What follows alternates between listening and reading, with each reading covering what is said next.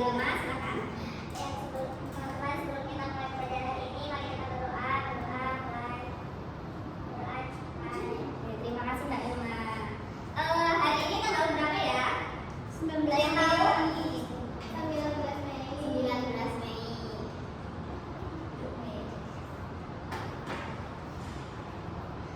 Sebelum kita masuk ke pembelajaran, kita nyanyi bareng-bareng dulu yuk. Kita nyanyi lagu wajib nasional supaya kita bersemangat dalam melakukan pembelajaran.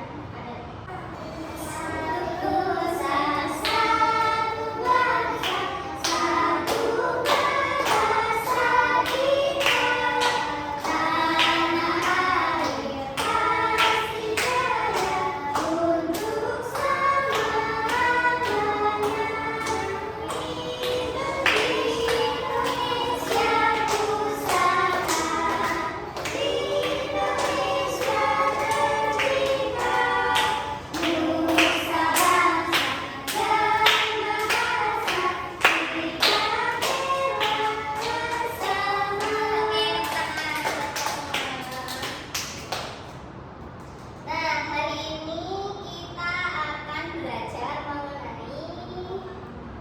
lingkungan biotik dan abiotik. Nah, sebelum itu guru mau tanya, mengapa alam di Indonesia itu begitu indah? Kira-kira kenapa?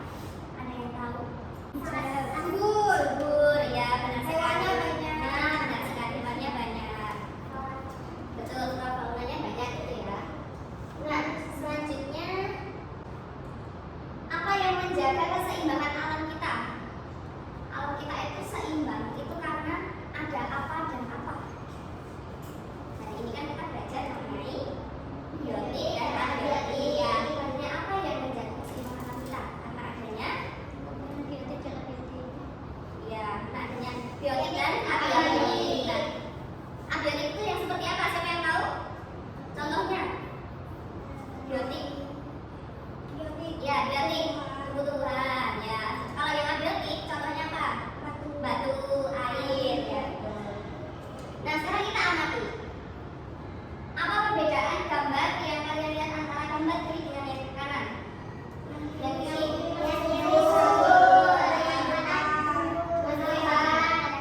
ya, benar sekali. Gambar yang kiri itu hutannya tampak subur, flora faunanya juga banyak. Dan yang sebelah kanan itu gambar hutan yang kebakaran dan hutan gundul itu pohon-pohonnya sudah ditebangin, ya besar, faunanya juga ya tapi berkurang. Nah, jadi hari ini kita akan mempelajari mengenai pengertian lingkungan biotik dan abiotik. Selanjutnya kita akan mengidentifikasi komponen biotik dan abiotik di sekitar kita serta menjelaskan hubungan antara komponen biotik dan abiotik. Nah, sebelumnya lingkungan adalah segala sesuatu yang ada di sekitar makhluk hidup, baik yang hidup maupun yang tidak hidup atau abiotik. Nah, lingkungan itu menjadi tempat makhluk hidup untuk tinggal, mencari makan, tumbuh, serta berkembang biak. Selanjutnya ekosistem. Ekosistem merupakan suatu sistem ekologi yang terbentuk oleh hubungan timbal balik atau interaksi antara makhluk hidup dengan lingkungannya yang tidak dapat dipisahkan satu sama lain. Nah, ini untuk contoh komponen biotik, yaitu semua makhluk hidup dalam suatu ekosistem. Ada apa aja, anak?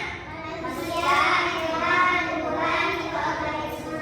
Ya, manusia, hewan contohnya kambing, tumbuhan, ada pohon-pohon, mikroorganisme contohnya jamur. Selanjutnya untuk peran komponen biotik sebagai produsen, yaitu menghasilkan makanan. Selanjutnya konsumen, itu memakan makhluk hidup lain. Dan yang terakhir pengurai, menguraikan sisa makhluk hidup seperti contohnya itu jamur. Nah, selanjutnya komponen abiotik. Komponen abiotik merupakan benda tak hidup yang mendukung kehidupan makhluk hidup. Contohnya ada apa aja, anak? Air, udara, tanah, matahari, suhu, batu dan mineral.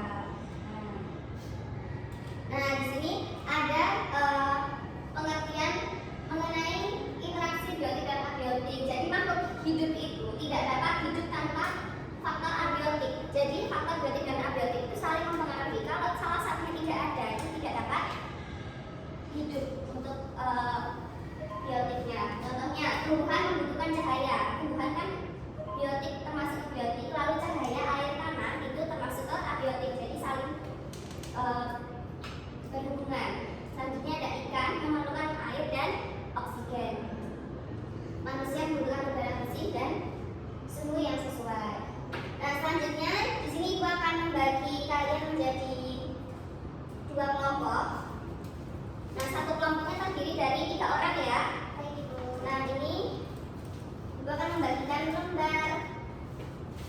jadi kalian kerjakan secara berkelompok.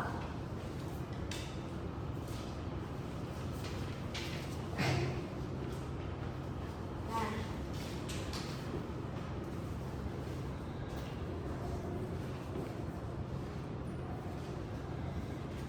oke. Nah, untuk pengerjaannya di sini kan ibu sudah membagikan sebuah kartu gambar yang dimana nanti kalian akan menganalisis di dalamnya itu komponen biotik yang ada pada gambar yang kalian dapat itu apa saja, terus komponen abiotiknya apa saja. Lalu nanti kalian coba menuliskan yang di kegiatan 2 diagram hubungan biotik dan abiotiknya seperti itu. Kalian isi di lembar LKPD ya anak-anak. Oke. Ada yang masih bingung untuk kelompok 1? Dan ini nanti dijawab di bawahnya aja soalnya. Ya, ini bawahnya. Yang ini bisa di sini sama di sini, dua-duanya diisi boleh. Kelompok 2 gimana? Apakah ada yang masih bingung? Ini ditulis di sini juga. Dan yang ini jawabannya ditulis di bawahnya aja. Sudah selesai? Apakah masih ada yang bingung? Sudah? Sudah, Bu? Oke, sudah? Nah, selanjutnya mungkin dari salah satu kelompok yang mau maju mempresentasikan, boleh? Ya, silakan.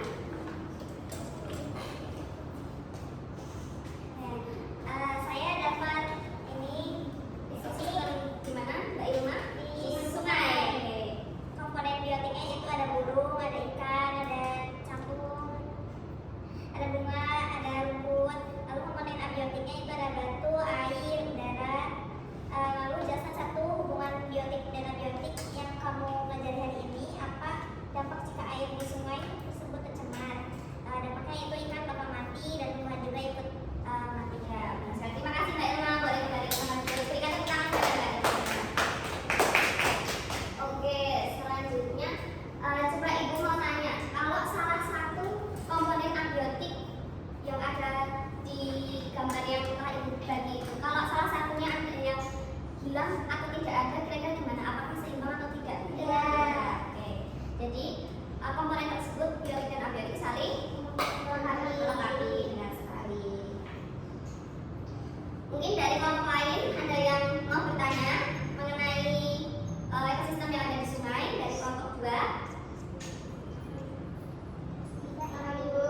Oke. Nah,